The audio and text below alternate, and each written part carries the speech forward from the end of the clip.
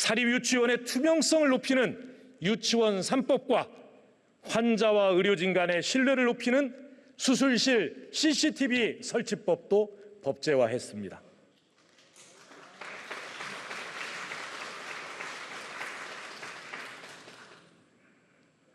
세계 6위 군사대국을 만들었습니다.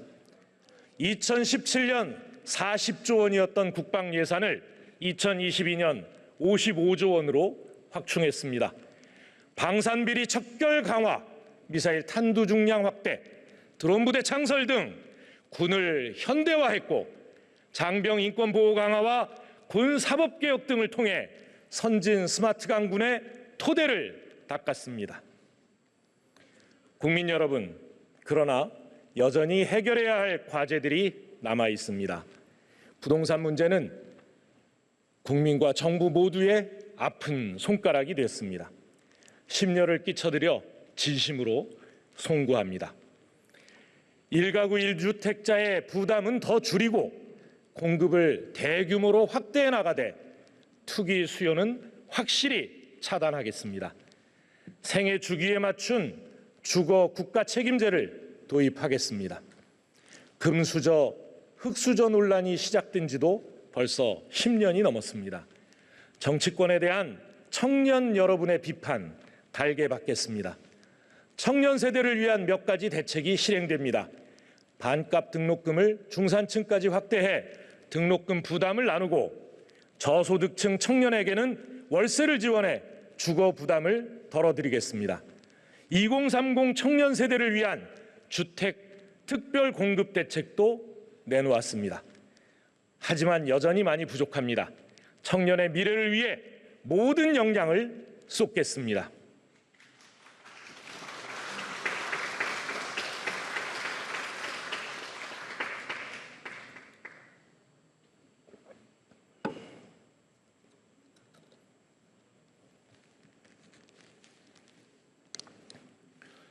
존경하는 국민 여러분, 선배 동료 의원 여러분, 위드 코로나 시대에 걸맞은 선진국다운 국가 재정의 역할이 필요합니다.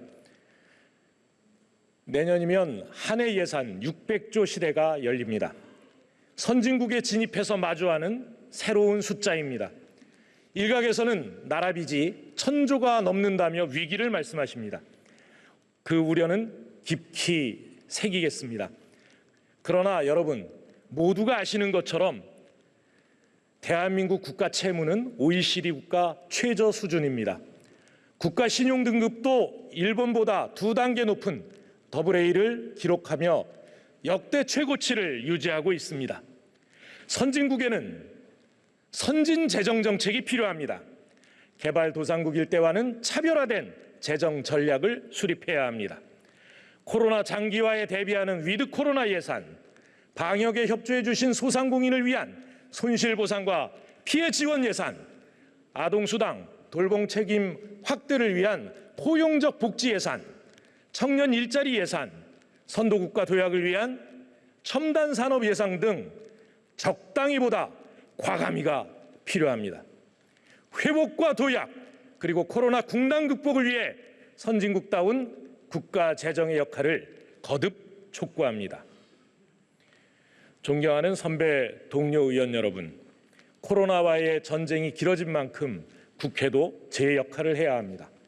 10월 말이 되면 국민 70%가 2차 접종까지 끝마칠 것입니다. 이제는 위드 코로나 시대를 대비해야 합니다. 공공병원의 확대와 인력 확충, 위중증 환자 집중치료 시설 설치, 새로운 방역 체계 구축, 소상공인 피해 보상의 선제적 대처 등 사회 전반의 제도를 개선해야 합니다.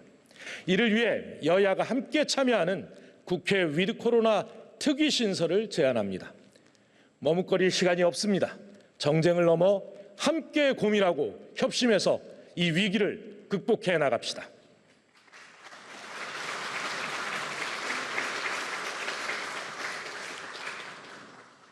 존경하는 선배 동료 의원 여러분, 저는 이 자리에서 양극화 해소와 지역 균형 발전을 앞당길 경제사회 부흥 전략을 제안하고자 합니다.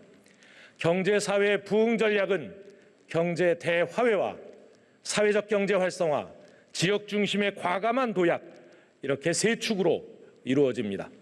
경제 대화해는 3,700만 생산 가능 인구 모두가 다시 일어서서 시장에 참여할 수 있게 하는 포용적 회복 정책입니다. 이는 국민 신용 회복과 생계형 범죄 사면에서 시작됩니다.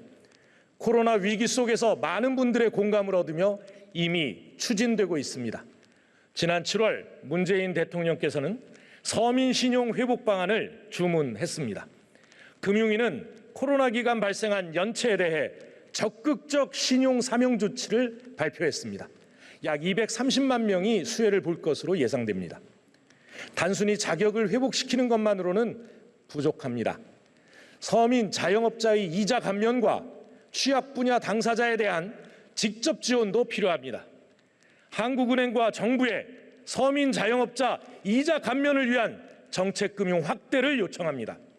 특히 한국은행은 현재의 양적 완화 정책을 조정하는 한편 소상공인 자영업자 채권을 매입하는 적극적인 자세로 포용적 완화 정책으로 전환해 주시기 바랍니다.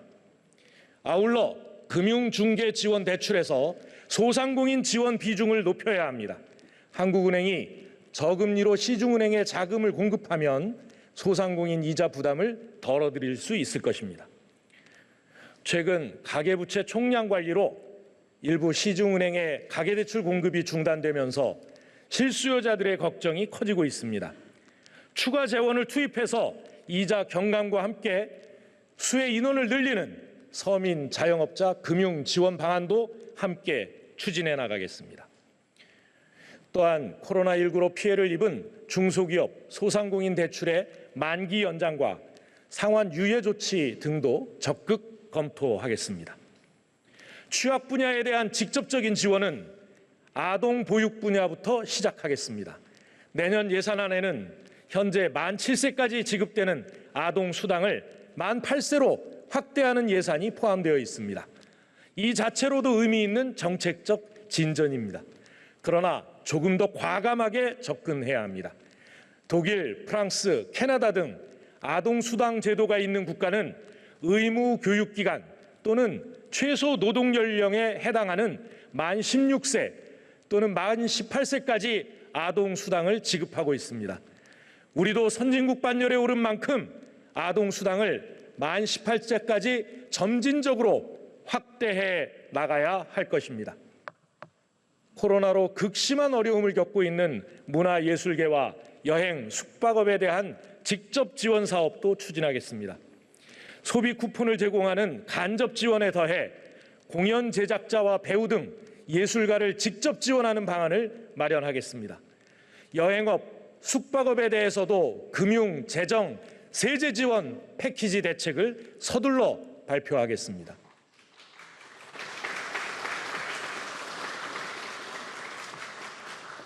경제 사회 부흥 전략의 두 번째 축인 사회적 경제 활성화에 대해 말씀드리겠습니다.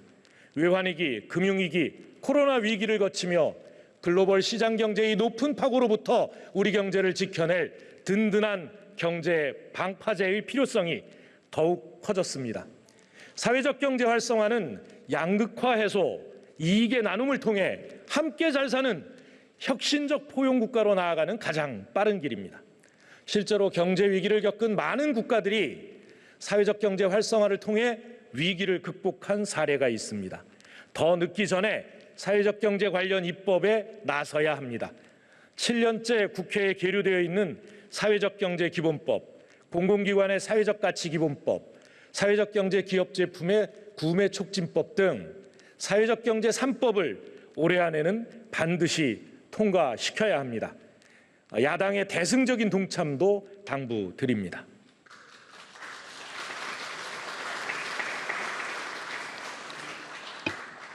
경제사회 부흥 전략의 마지막 축은 지역 중심의 과감한 도약입니다.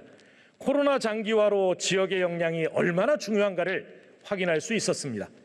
이제 중앙집중 방식에서 벗어난 지역 중심의 발전 전략이 필요합니다.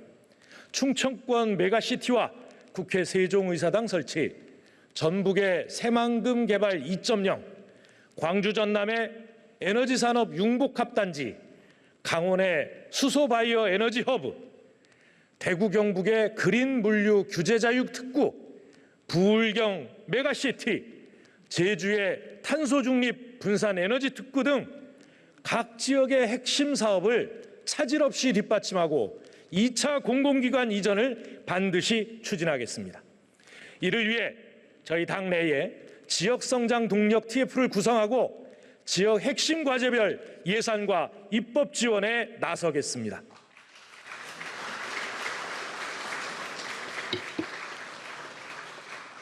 국민 여러분, 비대면 시대에 플랫폼 산업의 공정과 상생의 토대를 만들겠습니다. 여러분, FANG, 빵을 아십니까? 페이스북, 아마존, 넷플릭스, 구글을 말합니다. 지금까지 인류가 보지 못한 막대한 부를 쌓고 있는 플랫폼 기업들입니다. 최근 글로벌 앱마켓 사업자들이 자사 결제 수단을 강제해서 로컬 기업과 앱 개발자들에게 통행세를 거두려 했습니다. 대한민국 국회는 빅테크 기업의 갑질을 사전에 막고 보다 공정한 플랫폼 경제를 만들기 위해 지난 8월 국회에서 인앱 강제 결제 금지법을 세계 최초로 통과시켰습니다. 이 법이 통과되자 미국의 세계적인 게임 기업 CEO가 나는 한국인이다 라는 트윗을 올리는 등 전 세계 앱 개발자들이 환호했습니다. 그러나 아직 가야 할 길이 많이 남아 있습니다. 소비자, 입점업체의 큰 부담인 약 20%에 달하는 플랫폼 수수료는 아직 해결되지 않았습니다. 좀 더 노력해야 합니다. 플랫폼 사업자와 입점업체 간 기울어진 운동장을 반드시 바로잡겠습니다. 플랫폼 산업이 건강한 생태계를 유지하도록 더불어민주당이 앞장서겠습니다. 국민 여러분, 2050 탄소 중립 사회로의 신속한 전환에 대해 말씀드리겠습니다. 유럽의 살인적인 불볕더위, 뉴욕에 쏟아진 200년 만의 폭우, 기후위기는 이제 재난의 얼굴로 우리에게 다가오고 있습니다. 지구는 인류에게 탄소 기반 시대와 결별을 강요하고 있습니다. 지난해 문재인 대통령은 2050 탄소 중립 비전을 선언했습니다. 탄소 중립은 단순히 온실가스 감축을 뜻하는 것이 아닙니다. 경제, 산업, 에너지 시스템 등 우리 사회 전 분야가 선도국가로 도약하기 위한 국가 비전인 것입니다.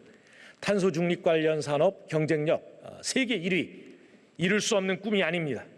전기, 수소차, 배터리, 반도체, 풍력, 태양광 등 미래 첨단 기술 분야에서도 대한민국이 세계를 선도하고 있습니다. 미래형 일자리의 보고인 탄소 중립 산업을 전폭적으로 지원해 나가는 한편 화석에너지 관련 종사자들의 일자리 전환도 적극 지원해 나가겠습니다. 8월 국회에서 우리는 탄소 중립 기본법을 법제화했습니다. 이번 정기국회를 통해 관련 법과 제도 정비에 더욱 속도를 내겠습니다. 에너지 전환 지원법, 노동 전환 지원법 등 탄소 중립을 위한 법제 마련을 서두르겠습니다.